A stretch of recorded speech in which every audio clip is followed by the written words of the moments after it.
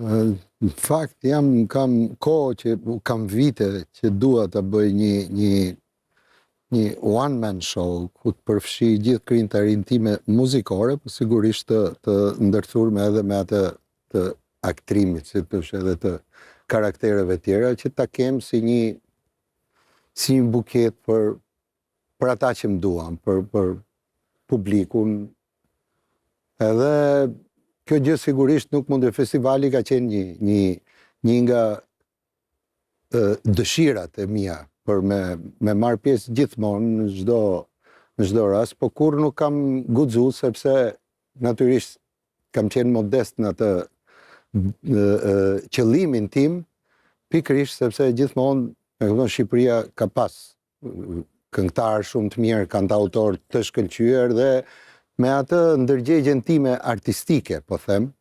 me një autokontroll, kam thënë me vete që, që të hyjë një këngë e imja duhet të lej dikë jashtë.